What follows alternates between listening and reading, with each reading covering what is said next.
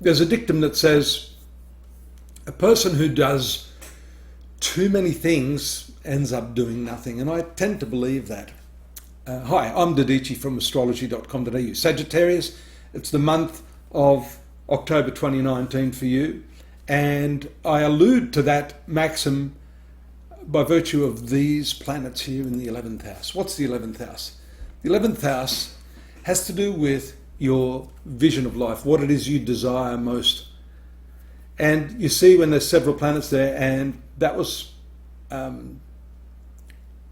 new moon just before the month started here in the 11th house as well.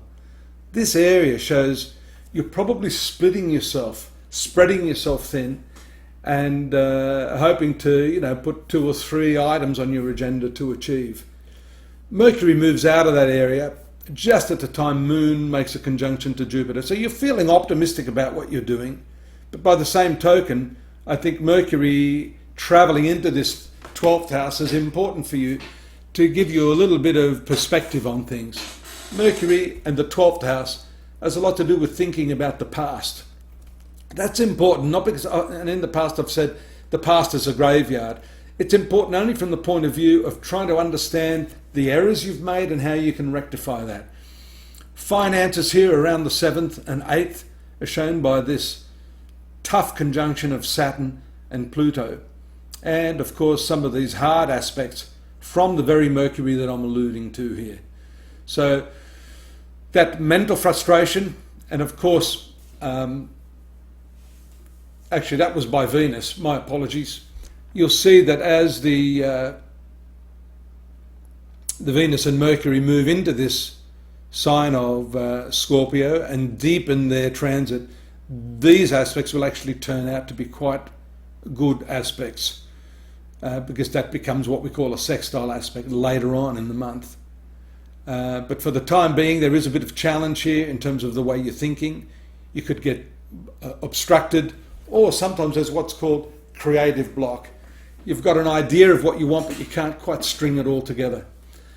A nebulous conjunction of the Moon and Neptune in your 4th house, and then transiting into the 5th house around the 13th, shows us that the full moon, and you can see it forming here around the 14th and 15th, brings you the opportunity to assert yourself in a deeper level, in a more meaningful way. You don't want any sort of superficiality this month, as attested to by the transit of the Moon, which rules your 8th house, of deeper, more significant psychological components. The conjunction with Uranus sparks your electric energy, and that creativity is challenged a little here, but that's not a bad thing, by the Moon opposing Mercury and Venus in the 12th house, while it transits the 6th house of workplace activities. So I think you're trying to bring a lot of your creativity into the workplace, but you may be working with people who just don't get it. You may be struggling, you may be spending more time trying to train them up in something you'd like to delegate to them, rather than actually getting the work done quickly, which is probably more effectively achieved by doing it yourself. What do they say? If you want to get something done, give it to a busy person. So that moon gets darker there, and as it moves into this 8th house, while these planets are in the 12th, you still have a little bit of time here to deal with your social activities. Mars and Sun show you're driven there, but I would say on balance you've got more going on here in this 12th house, the hidden part of the horoscope, where you're working through some of your psychological stuff, some of your sexual stuff for some of you there that are having trouble in your relationships, can't quite get the intimacy stuff going on. Then that will be going on there up and between the 20th and 22nd. 22nd, 23rd, we notice the free movement of Moon up here, challenged by this 12th house stuff. That's the spiritual component, your belief systems are challenged by your experience. It's very often that the classic meaning of a spiritual concept or philosophy is at odds with what you experience in your day-to-day life.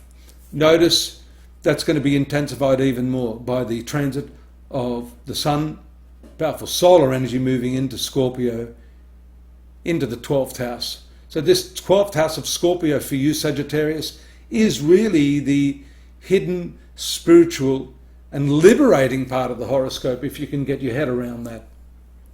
That's challenged still by your sense of responsibility here. Deep frustration shown by the Mars Moon square, and that one's a little bit slower. And I've got to tell you, there's going to be a very long transit here of Mars in these areas of your horoscope, because it's going to be going retrograde later on. That's for another reading. But look at this powerful energy, especially the new moon on the 28th, 29th, 30th there, bringing an even newer perspective to your spiritual views. Mind you, that 12th house also has a lot to do with expense, how you're dispensing with your money, with your resources, with your time, with your emotions. So it's all about re-evaluating what that means to you and not being too quick off the mark to give that away. That is why I think this month is a particularly important one for self-inquiry, soul-searching, and just being in your own arena, observing people from a distance to put all those jigsaw pieces together. Take a look at astrology.com.au. More and more and more there for you. Subscribe at the bottom here. Leave me a message if you want. Most importantly, for those of you wanting to really put all of this in the context of your own life, your own horoscope, please, I invite you to have a personal reading with me where we can get down into the nitty-gritty of it. Not only look at what's going on, but how we can remedy some of those problems that you're seeing in your horoscope. I look forward to that. And again, I look forward to seeing you again here next month.